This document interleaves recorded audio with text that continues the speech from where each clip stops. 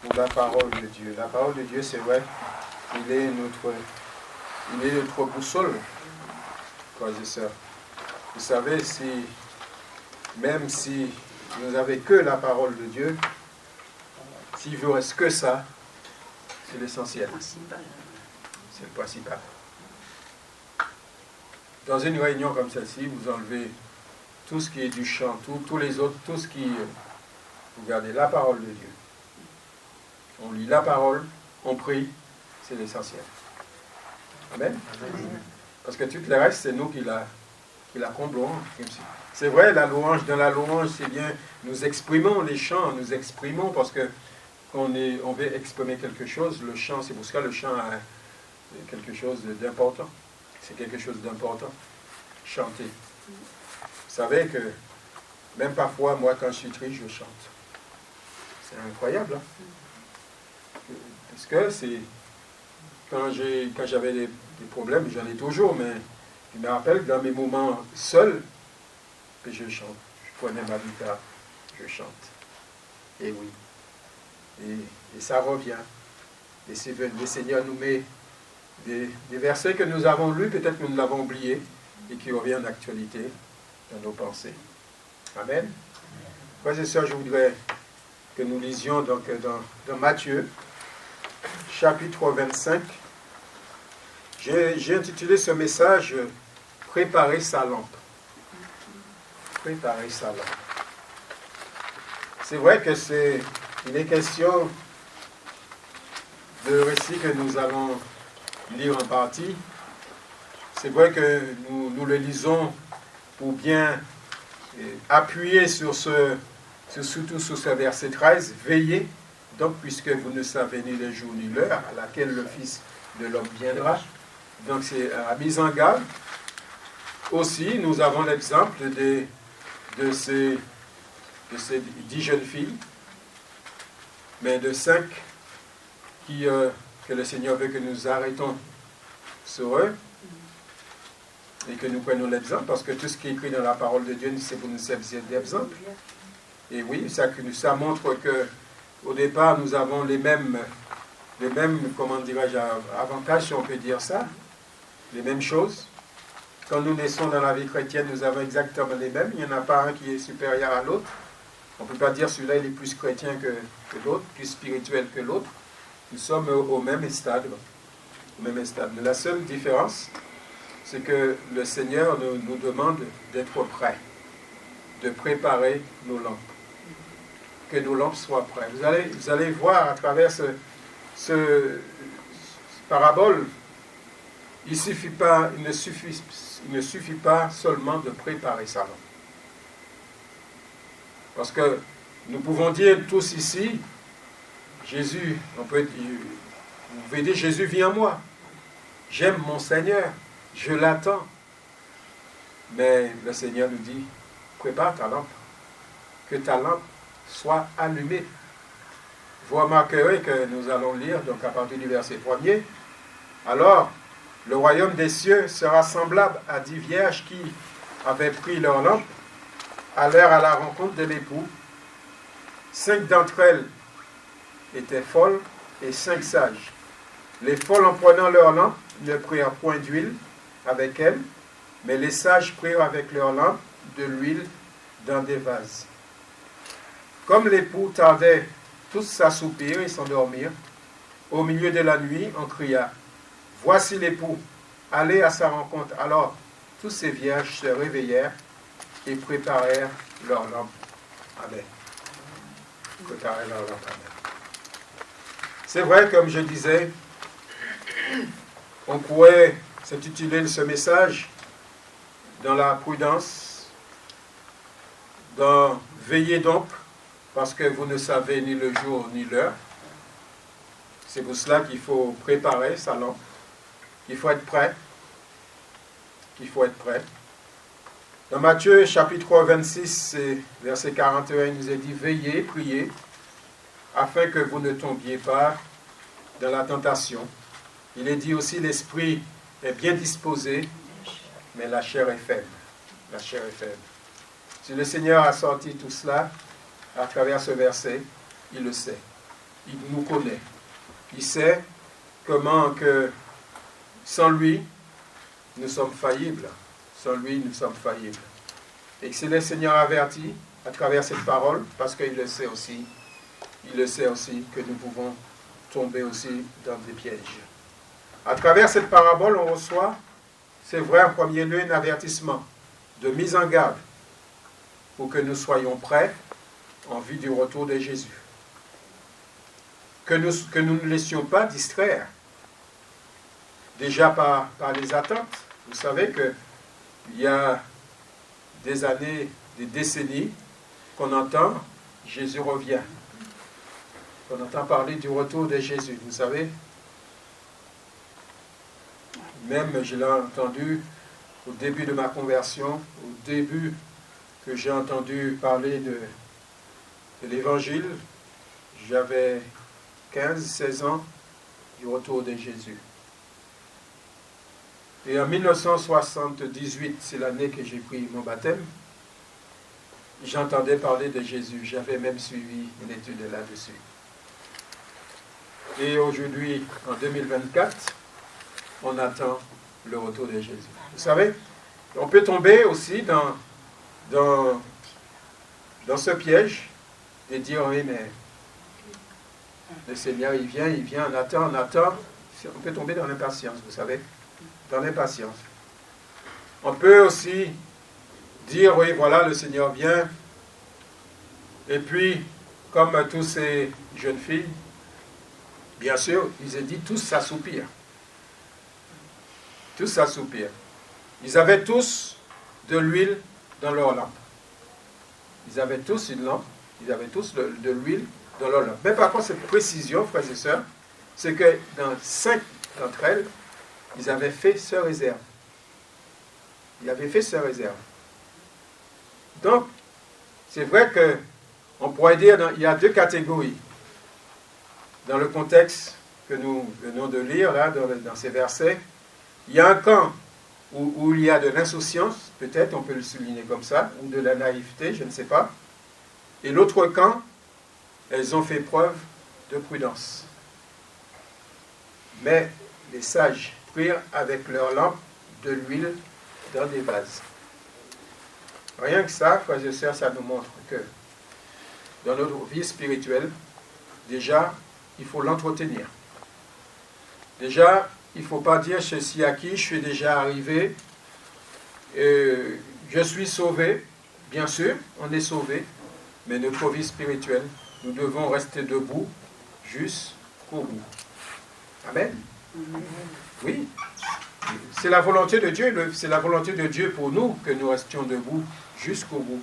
Mais nous avons notre part à faire de veiller sur notre vie. Il est bien marqué, veiller et prier. Il n'est pas marqué que ne vous inquiétez pas, moi le Seigneur, je vais veiller sur vous. Non, il a dit veiller. C'est notre part de responsabilité de veiller sur notre vie. D'ailleurs, c'est dans notre vie de tous les jours, parce que nous ne pouvons pas oublier qu'il y a la chair, notre vie, nous sommes terrestres, et il y a comme le Seigneur nous dit, il y a des endroits que nous ne devons pas y aller, il y a des choses que nous devons éviter, etc.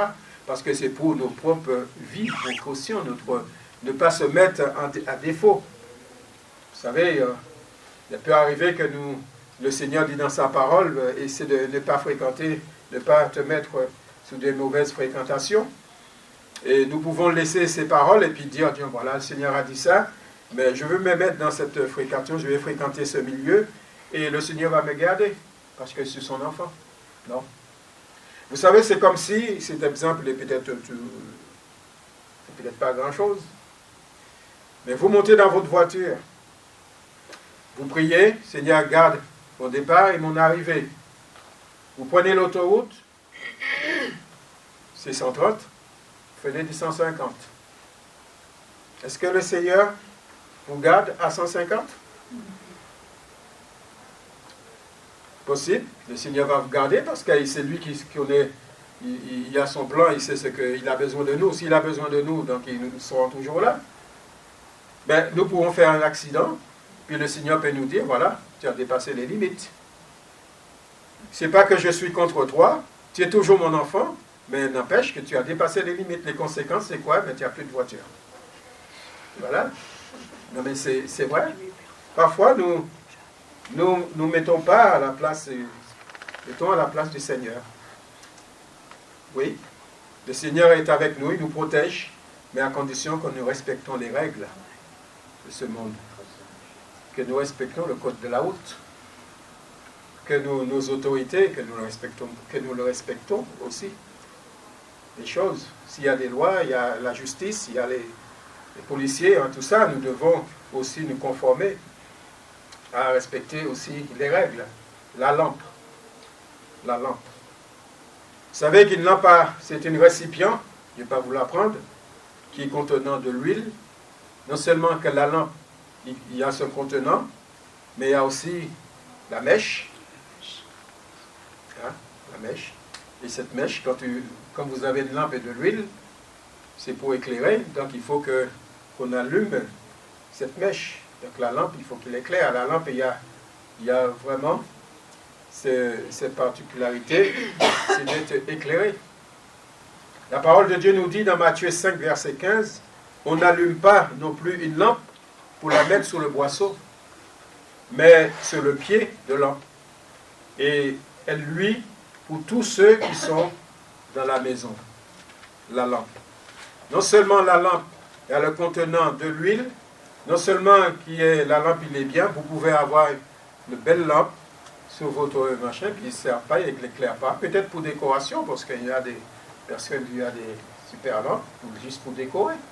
Mais une lampe, dans sa fonction, c'est d'être allumée, d'être éclairée. C'est pour cela que le verset nous dit, on n'allume pas non plus une lampe pour la mettre sous le boisseau. Il a sa fonction.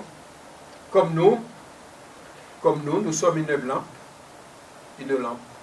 Une lampe allumée. Une lampe qui est allumée, qui veut aussi éclairer les autres, que les autres puissent nous remarquer. La lampe, en effet, a bien cette fonction particulière, frères et sœurs.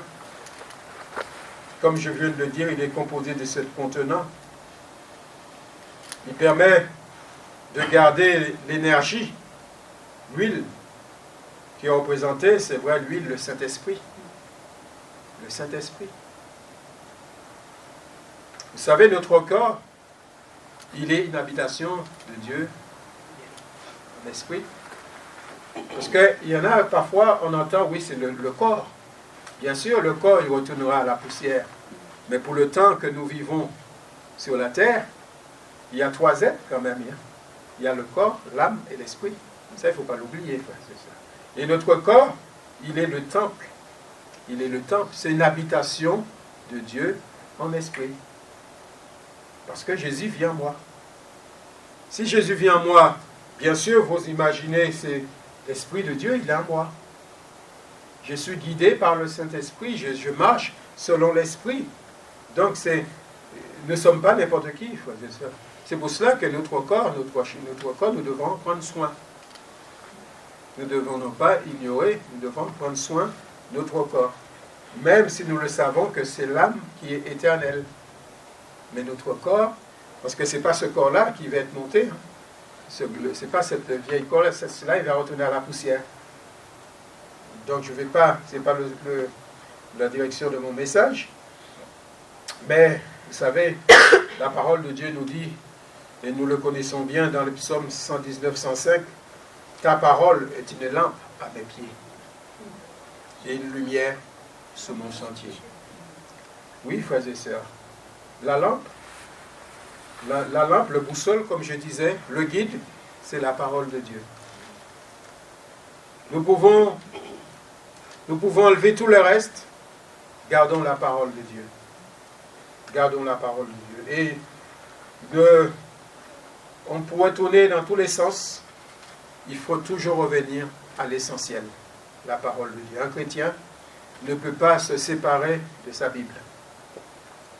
On ne peut pas dire un chrétien puis ne pas lire sa Bible et méditer. Parce que c'est plus qu'un livre. C'est plus qu'un livre.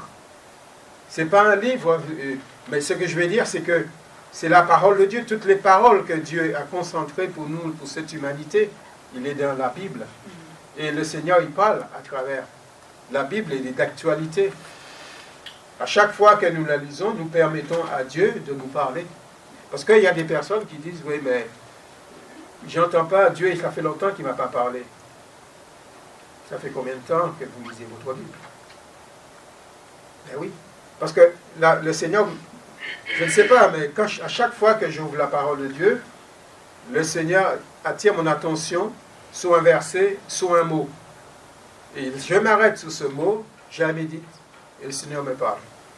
Soit qu'il me parle pour ma propre vie, parce que c'est la parole de Dieu, c'est un miroir. Mais Jean-Claude, regarde-toi. Tu dis ça, tu veux apporter ça aux autres, mais regarde-toi ta vie. Ça, c'est un miroir. Donc le Seigneur me permet de m'examiner déjà d'abord, frères et sœurs, avant de vous parler. Je ne veux pas vous dire de faire quelque chose et moi je ne suis pas capable de le faire. Bien sûr, je ne suis pas parfait, je suis comme vous. Nous essayons, nous voudrions être comme le Seigneur le désire. Et c'est là la volonté de Dieu. Le psalmiste avait compris, il a fait l'expérience de l'amour de Dieu et de sa parole. Comme il est dit, je serre ta parole dans mon cœur afin de ne pas pécher contre toi. Et oui, c'est pour cela que la parole de Dieu est un tout, frères et sœurs. Cette parole, quand nous la serrons, quand nous la méditons, nous l'aimons cette parole, eh bien, c'est vrai que nous écartons le péché loin de nous, écartons le mal loin de nous. C'est pourquoi il est dit dans 2 Pierre, chapitre 3, verset 14, « Bien-aimés, en attendant ces choses, appliquez-vous à être trouvés par lui sans tache, irrépréhensible dans la paix. » Dans la paix. Se préparer, c'est être prêt. Avoir cette certitude, cette conviction que ma vie est en règle avec Dieu, avec sa parole. Je l'attends. Je l'attends. C'est comme si le Seigneur va venir dans quelques secondes. Comme si le Seigneur va venir ce soir, demain. Mais je l'attends. C'est-à-dire, je suis prêt. Seigneur, tu peux venir à n'importe quel moment. C'est pourquoi que dans ma prière, je ne sais pas vous comment, à chaque fois, quand la journée est finie, Seigneur, tout ce qui n'a pas été de ta gloire soit effacé. Et je suis en position d'attente. Quand tu viens, je pars avec toi. Et oui, je me remets en question. Je me remets en question, ça ne veut pas dire que je me culpabilise tout le temps, mais je me remets en question. Parce que mon désir, c'est que quand le Seigneur revient, mais qu'il doit me trouver comme je dois être. Amen. C'est vrai. Quand il est dans le parabole, c'est 5 sages, 5 jeunes filles, sages dans la mesure qu'ils ont préparé un surplus d'huile, donc ils attendaient. Et quand le maître est arrivé, voici l'époux. Bien sûr, ils l'ont préparé, toutes leurs lampes. Parce qu'il manquait d'huile. L'huile le maître attendait, donc automatiquement, l'huile, il a fondu un peu. Mais ils avaient l'huile pour compléter leur lampe, pour permettre de continuer cette marche. Rien ne peut remplacer la parole. Je le redis. Les préceptes, la loi, les commandements de Dieu. Je dis, c'est incontournable. Pour être trouvé sans tâche, irrépréhensible, impeccable, parfait. Vous allez me dire, oui, mais je ne suis pas parfait, bien sûr. C'est moi le premier, je le dis. Mais aux yeux de mon Dieu, je suis parfait parce que Jésus vit en moi. Parce que lui, Jésus, il est parfait. Par le sang de Jésus, il nous a rendus, il nous a justifiés, il nous a rendus justes. Donc nous sommes parfaits aux yeux de Dieu. Quand Dieu nous regarde, quand Dieu vous regarde, vous êtes parfaits parce que vous avez Jésus en vous. Le sang de Jésus a effacé, nous l'avons vu, a effacé tout péché. Donc il n'y a aucune condamnation pour ceux qui sont en Jésus-Christ. Oui. J'ai besoin que la parole m'éclaire. qu'elle soit mon quotidien. La parole de Dieu soit mon quotidien, notre quotidien. Et si il n'est pas, demande au Seigneur que nous puissions aimer sa parole. Parce que c'est vrai, moi de nature, je n'aimais pas lire. Je lis, mais les grosses titres. Hop, hop. Résumé. Ou parfois, quand c'est trop long, qu'est-ce que je pose la question, parfois même à mon épouse, qu'est-ce que ça dit? Hop, hop. Ben oui, parce que j'ai pas... Non, mais parfois, quand il y a quelque chose qui m'accroche, je le lis, j'essaye d'aller. Vous savez, parfois, j'ai beaucoup de livres que mon épouse peut vous le dire, que j'ai commencé, mais que j'ai commencé.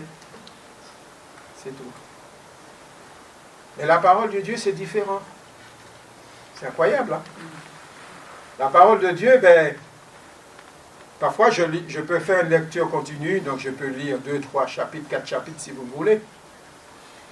Mais la parole de Dieu, ma lecture, c'est pas pareil. C'est-à-dire que ce n'est pas un livre comme les autres, comme je dis. Je peux commencer à lire et m'arrêter sur un verset. Et ce verset-là, c'est lui qui va m'arrêter tout pendant la journée. Un verset. Et parfois un mot de la parole de Dieu. Et oui. Mais c'est nous avec le Seigneur. Peut-être moi c'est comme ça, vous peut-être c'est autrement. Mais dans la journée qui suit, j'ai mes activités, j'ai toutes mes affaires. Mais j'ai le verset, il est là. Il revient. Pourquoi, Seigneur? Aide-moi à comprendre. Eh bien oui, aide-moi, Seigneur. Et c'est ça, frères et sœurs, la Bible. C'est ça la parole de Dieu. Et c'est ça la lumière qui nous tient, qui éclaire, qui nous éclaire. Et cette lumière, nous sommes cette lumière. Et nous voulons aussi éclairer les autres. C'est le Saint-Esprit qui fait l'œuvre. C'est le Saint-Esprit qui fait l'œuvre. Vous savez que la parole de Dieu transforme le cœur. Elle apporte l'équilibre, la stabilité. Bien sûr, si on le veut. Parce que le Seigneur ne fera jamais les choses si on ne le désire pas. On laisse le Saint-Esprit faire son œuvre dans nos vies. Bien sûr, il faut le laisser. Celui ou celle qui veut être changé, celui ou celle qui veut progresser avec le Seigneur. Et c'est la volonté de Dieu. Alors le Seigneur agit dans le cœur. C'est le Saint-Esprit qui fait l'œuvre. Sa présence, il est incontournable pour mener à bien le plan de Dieu pour chacun de nous. Le Saint-Esprit, il faut qu'il soit là. Si le Saint-Esprit n'est pas là, d'ailleurs, il n'y a rien qui se passe. Et c'est un moment creux qui ne veut pas être lieu parce que le Saint-Esprit n'est pas là. Et oui. Et pourtant, frères et sœurs, le Saint-Esprit, c'est lui qui fait l'œuvre. C'est lui qui convainc de péché, de justice et de jugement, nous dit la parole de Dieu. C'est le Saint-Esprit qui connaît nos cœurs. Même dans l'auditoire, ils peuvent dire, tiens, mon frère, ma soeur a besoin de quelque chose. Ma soeur ou mon frère est dans la peine. Il a un besoin bien particulier. Et c'est lui qui apporte. C'est le Saint-Esprit qui apporte justement cela dans le cœur. Il est dit dans Jean 16, verset 8, « Et quand il sera venu, il convaincra le monde de péché, de justice et de jugement. » Donc il est question, c'est vrai, du Saint-Esprit.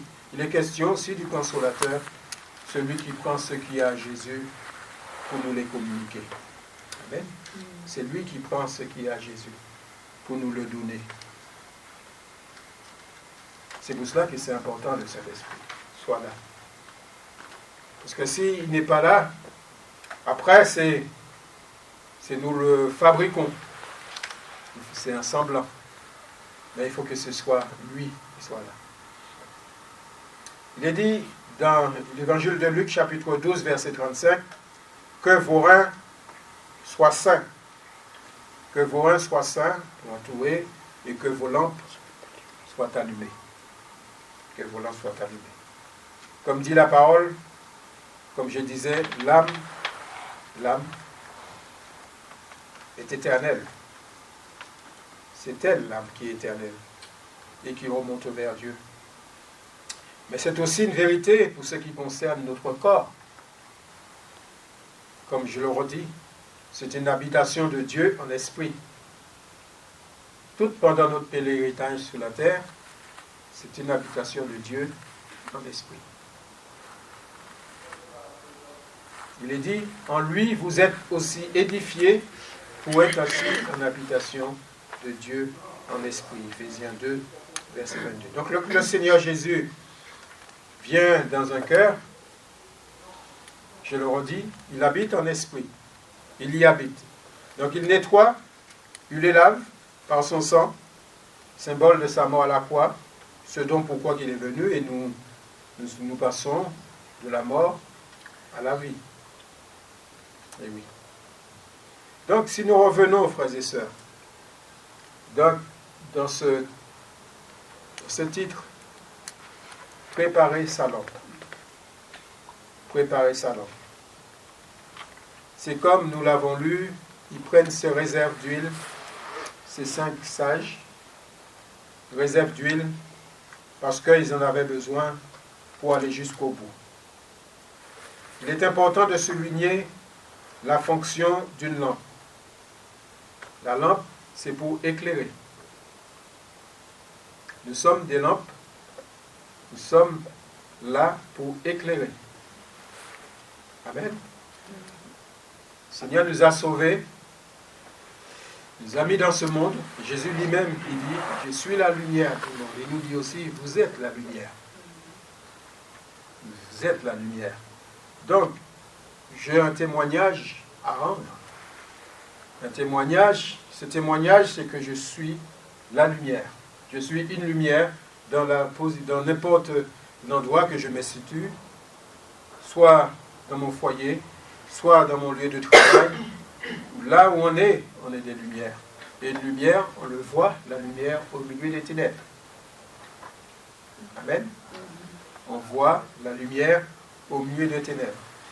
La lumière, nous devons apporter, nous devons éclairer, comme la parole de Dieu éclaire notre sentier. Nous éclaire quand nous marchons. Sur le plan spirituel, c'est important. Donc la lumière, nous devons, c'est comme dit la parole, on peut, une lampe, on ne met pas sur un boisseau, mais on le met sous son pied, qu'il puisse éclairer. Donc ça, c'est important de le savoir. Ça, c'est pour la lampe. La lampe, pour qu'il puisse éclairer, il faut qu'il y ait de l'huile. Il y en a des lampes à pétrole aussi. Mais pour ce qui nous concerne, c'est l'huile. Pourquoi l'huile? Parce que ça concorde au message spirituel qui représente le Saint-Esprit. Amen. Donc nous avons besoin de l'huile dans nos lampes. Mais l'huile, il faut qu'il soit jusqu'au bout. Il faut qu'il soit jusqu'au bout. C'est-à-dire qu'il ne faut pas qu'on se dise, oui, j'ai de l'expérience, ça fait X temps que je suis converti. Non. Est-ce que vous avez de l'huile dans vos lampes? Est-ce que vous êtes prêts? C'est ça la question, la bonne question. C'est vrai, je connais le Seigneur, ça fait des années, mais comme c'est bien de commencer, c'est mieux de finir, de terminer. Ça, c'est important. Vous savez, mais le Seigneur, il sait tout ça. Le Seigneur, il sait. Et quand il nous montre cet exemple, il nous montre à travers ce parabole, pour nous dire, veillez et priez. Veillez et priez. Et c'est vrai, le devoir de tout chrétien, c'est déjà de veiller, de rester éveillé, les yeux ouverts, en quelque sorte. Avoir ses réserves, mais de prier. De prier. Non seulement pour nous-mêmes, mais aussi de prier pour les autres. Amen. L'esprit de vérité que le monde ne peut recevoir parce qu'il ne le voit point et ne le connaît point, mais vous le connaissez car il demeure avec vous et il sera en vous. Il sera en vous. Et oui, frères et sœurs. Donc, comme il est dit, je l'ai déjà souligné, vous êtes la lumière du monde. Une ville située sur une montagne ne peut être cachée. Et dans Éphésiens chapitre 5, verset 8, il dit, car toutefois vous étiez ténèbres, mais à présent, vous êtes lumière dans le Seigneur. Donc si on est lumière dans le Seigneur, comme ce verset dit, marchez comme des enfants de lumière. Marcher de lumière. Jésus, la lumière. Jésus, la lumière qui vit en nous. Automatiquement, il est la lumière, donc il éclaire ma vie. Ma vie est éclairée. Il n'y a pas de coin sombre. Il n'y a pas de coin qui a les ténèbres dans ma vie.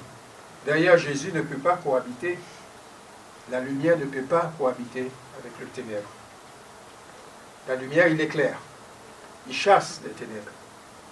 Et c'est ça, le Seigneur Jésus, quand il vit dans un cœur, tout ce qui est des ténèbres, il chasse. C'est valable quand le Seigneur nous donne cet exemple au niveau du démon qui vient, quelqu'un qui est possédé. C'est là que ça rentre. C'est pour vous le dire aussi cette parole, qu'un chrétien ne peut pas être possédé. Un chrétien ne peut pas avoir Jésus dans son cœur et avoir le démon en lui. C'est pas possible. C'est pas possible.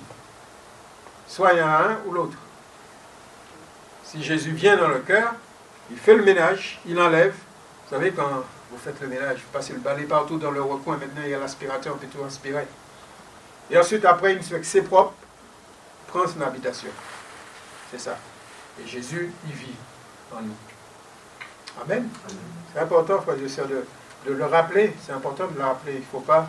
Parfois, il y a des personnes qui ont des confusions. Oui, non, tu peux pas être possédé. Non. Avant, oui. Si tu as Jésus dans ta vie, tu peux être possédé. Tu peux être attaqué. Je ne dis pas, tu peux être attaqué, essayer. Oui, bien sûr. Mais il est au-dehors de la sécurité. N'oublions pas que la parole de Dieu nous dit Satan, le diable, il rôde autour de nous comme un lion rugissant. Mais il rôde aussi. Mais il n'est pas dit qu'il est dans le même enclos que nous. Hein. Bien sûr, si nous laissons la limite de sécurité, si nous mettons, comment dirais-je, nous mettons à ne pas lire la parole de Dieu, à ne pas prier, à ignorer pas mal de choses, nous mettons sur le terrain de l'ennemi. Nous sommes une proie. Mais si nous sommes dans la sécurité que Jésus nous a laissée, dans la bergerie, c'est lui, le berger, le grand berger. Donc, nous n'avons pas à craindre. Nous n'avons pas à craindre. Parce que nous sommes protégés. Et oui, Jésus, la lumière, vit en nous. Il y a un autre point qui montre, parce qu'il ne faut pas que ce soit trop long quand même, il y a un autre point qui montre et qui confirme notre lampe est prête, c'est d'être en paix. C'est d'être en paix. Êtes-vous en paix? Un chrétien est en paix. Moi, je suis en paix. Je ne peux pas l'expliquer, mais je suis en paix. Parce que je sais que Jésus vit en moi. Je suis avec lui. Je suis qu'il est au-dessus de tout. Rien ne peut égaler de toi, Seigneur. Donc, je suis en paix. Je suis en paix. Aussi dans la mesure de dire, quand le Seigneur revient, est-ce que tu es en paix? Parce que il y a des personnes qui disent, le Seigneur revient, mais on ne veut pas qu'il revienne tout de suite. Parce qu'on sait que dans notre vie, il y a des choses qui ne vont pas. Donc, c'est assez important, frères et sœurs. Il y a dans ce domaine-là que... Mais le Seigneur n'est pas encore venu. Et si vous entendez cette parole, on peut leur remettre les choses, remettre la pendule à l'heure, comme on dit, et puis il va réparer les choses. Vous savez, il y a une chose qui nous est dit, l'Église, il y a une référence, dans Actes chapitre 9, verset 31, l'Église était en paix dans toute la Judée, la Galilée, la Samarie, s'édifiant, marchant dans la crainte du Seigneur. Elle s'accroissait, grandissait par l'assistance du Saint-Esprit. Amen. Donc, c'est comme nous dit cette parole, je l'ai déjà lu, je le relis. Appliquez-vous, être trouvé par lui, sans tache, irrépréhensible, dans la paix. Dans la paix. Je suis en paix, c'est quelque chose que nous ne pouvons pas tromper. Je suis en paix ou je ne suis pas en paix. Être en paix, c'est être en règle avec Dieu. Être en règle. Je suis prêt. Je l'attends. J'ai de l'huile. Non seulement j'ai de l'huile dans ma vie, le Saint-Esprit, il est dans mon cœur, mais j'ai mon réserve. J'ai mon réserve. C'est jusqu'au bout que je vais te suivre. Vous connaissez ce cantique jusqu'au bout. Il ne suffit pas de commencer, frères et sœurs, oui c'est vrai, il est bien. Il faut un commencement à tout, mais l'important c'est bien terminer avec le Seigneur. Je pense que je vais arrêter là. Je vois bien d'autres choses à dire là-dessus, mais je pense que l'essentiel est dit. Soyons vigilants, veillez et priez, parce que nous ne savons pas ni l'heure ni le jour. Amen. Et c'est vrai que nous voulons être des chrétiens qui écoutent les conseils de notre Seigneur. Merci.